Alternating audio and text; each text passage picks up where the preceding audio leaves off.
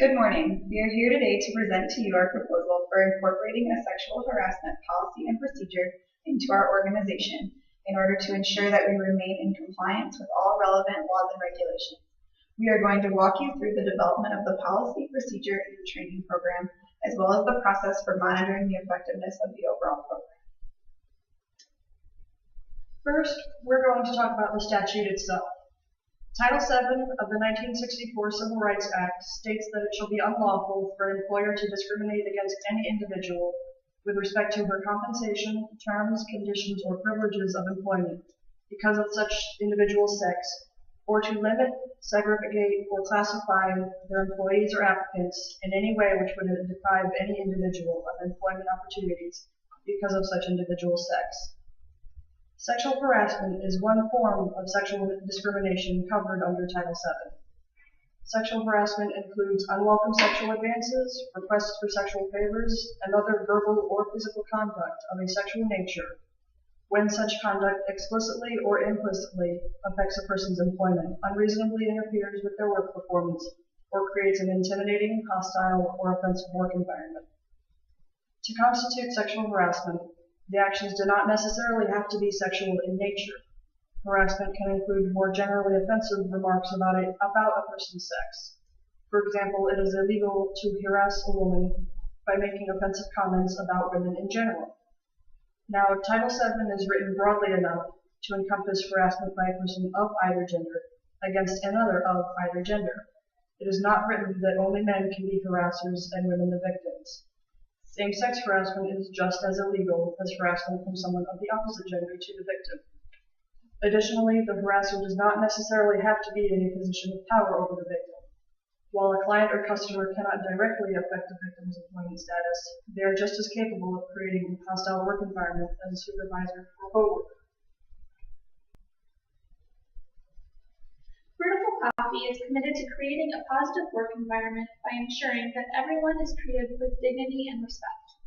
At Vertical Coffee, we are committed to providing outstanding customer service and creating a workplace environment that is free of sexual harassment and sexual misconduct.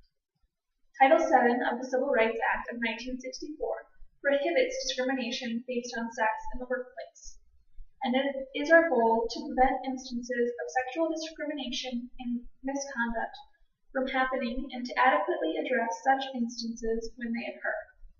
Vertical Coffee is committed to its overall responsibility for creating and maintaining a work environment that is free from discrimination and harassment, and we strive to support a culture in which all employees understand and exercise their own personal responsibility for conducting themselves in a professional and business-like manner at all times. Vertical Coffee seeks to comply with federal regulations and laws and specifically addresses the requirements of Title VII of the Civil Rights Act of 1964. Our policy provides a framework for which receiving, investigating, and resolving sexual harassment, misconduct, and discrimination. This policy provides support to employees by establishing the expectations for workplace conduct, directing them to proper reporting procedures, and providing them with information regarding what they can expect in the investigation process. This policy is intended to, and does, supersede any other policies or portions of policies that include definitions, procedures, or other provisions that conflict with this policy. This policy covers all employees, including, but not limited to, executives, managers, supervisors, cashiers, baristas, administrators, and third parties, regardless of sexual orientation or gender identity. This policy applies to interactions at all locations, corporate offices, and company-sponsored off-site activities. All reports of sexual misconduct will be investigated under this policy in a timely manner. Our policy contains definitions of terms that are relevant to compliance with the Act and understanding of procedures. This policy will be available on our company's intranet at all times. Employees will be able to easily access and review this policy and all of our procedures. Vertical Coffee will take all reasonable steps to prevent harassment, discrimination, and retaliation from occurring in the workplace. To achieve this, we've created several procedures to guide our company to deal with issues involving sexual discrimination, harassment, and retaliation. Our procedure section contains two main components, guiding the reporting and investigative processes, and it also includes additional supplementary information. Flowcharts are available on our website as a simplified guide through our procedures. First, we've developed a set of procedures to guide employees who experience sexual discrimination, harassment, or retaliation to file a complaint. Employees are encouraged to file complaints as soon as practicable after an incident occurs. Employees may file oral or written complaints, and a website for anonymous written complaints is made available to employees for ease and convenience of reporting.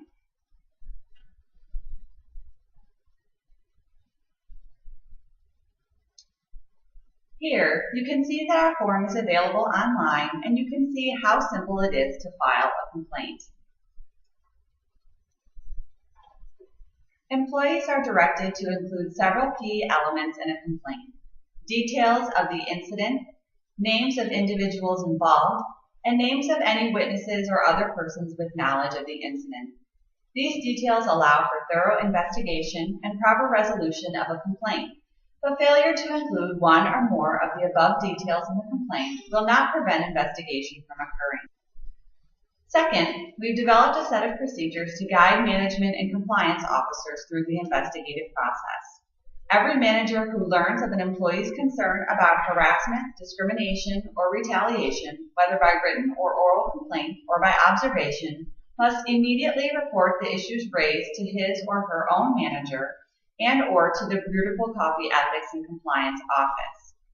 Once received, complaints must be submitted to the Compliance and Ethics Office within 7 days. The Compliance Office then has 7 days to begin the investigation and contact parties involved to schedule investigative interviews. Compliance officers will determine if any interim disciplinary measures are necessary, and they will use a more likely than not standard of review to determine if sexual discrimination, harassment, or retaliation occurs. The Compliance Office will conclude its investigation by filing a written report and describing the investigative findings and filing the report with the Compliance Office records for 10 years. The procedure section also describes corrective measures for addressing incidents of sexual discrimination, harassment, and retaliation.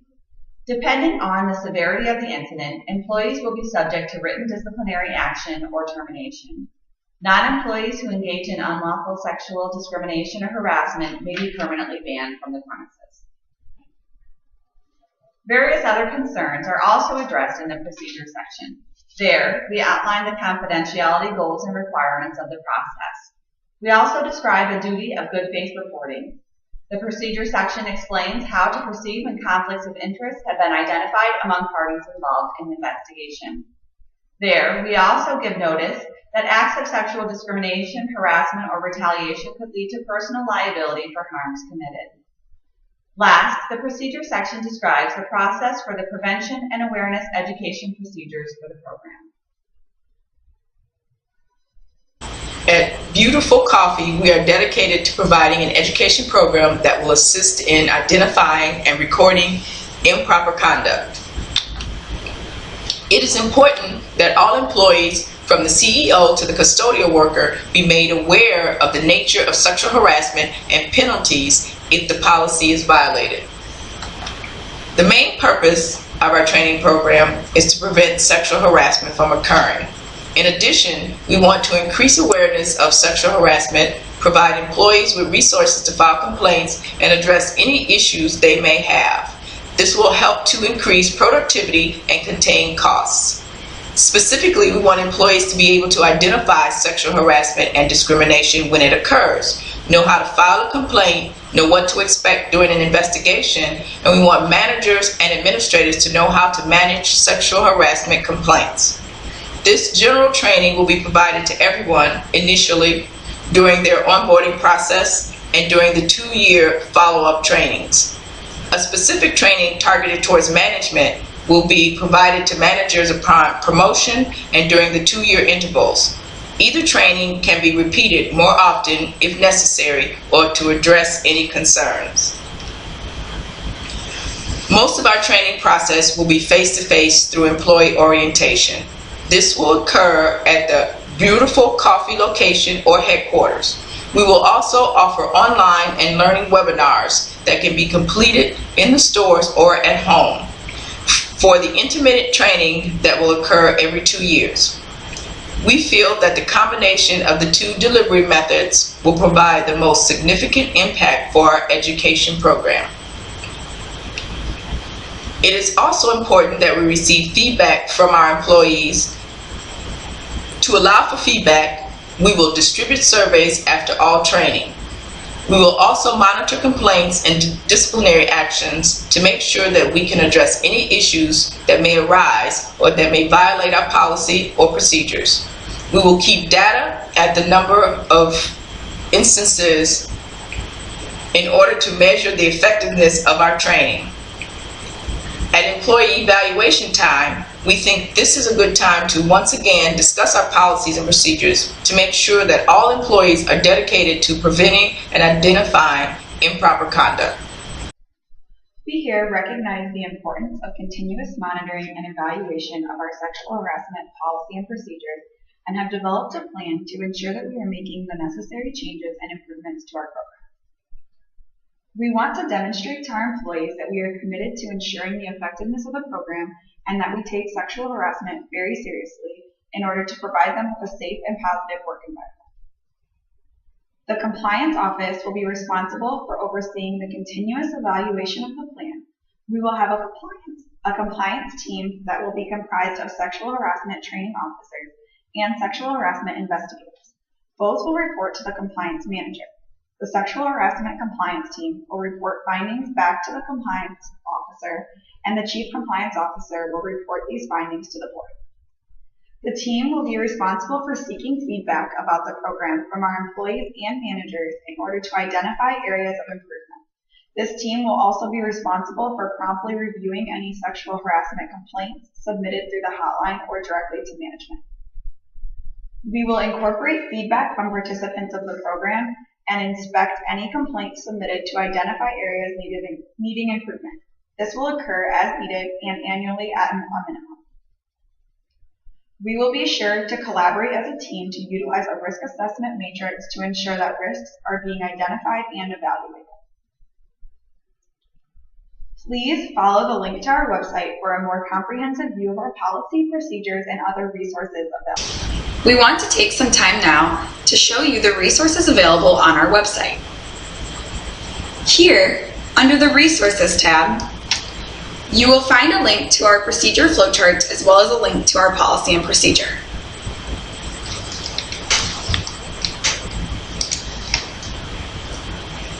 This flowchart outlines the process for employee reporting of sexual harassment incidents. It begins by asking if the employee has experienced sexual harassment and goes through different types of discrimination, harassment, and retaliation.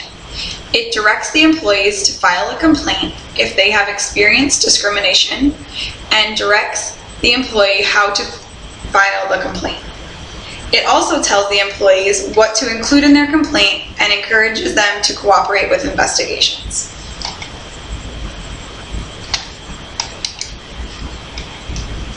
This next flowchart illustrates how management and compliance officers move through the investigation process.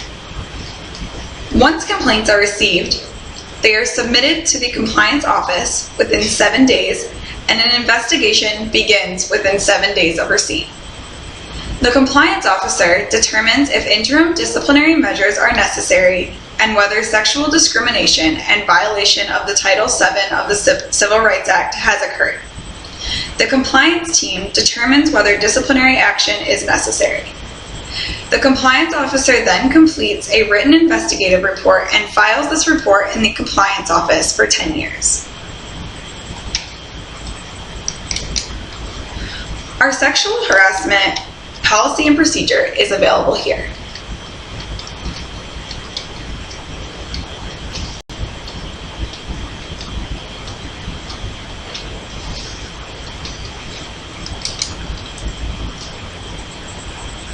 Under our Training Materials tab, we have identified a training video that we are interested in purchasing for our training presentations. It can be found at this link. Sexual harassment is illegal and not tolerated in any workplace. Answer. We think that a visual training video is a dynamic way to deliver the training message.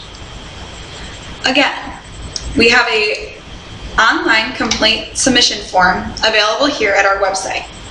The online complaint is anonymous and directs employees as to what they should include in their complaint. It also directs the employees to call 911 if it is an emergency situation. We appreciate your time today and look forward to your feedback and questions regarding the program we have presented today.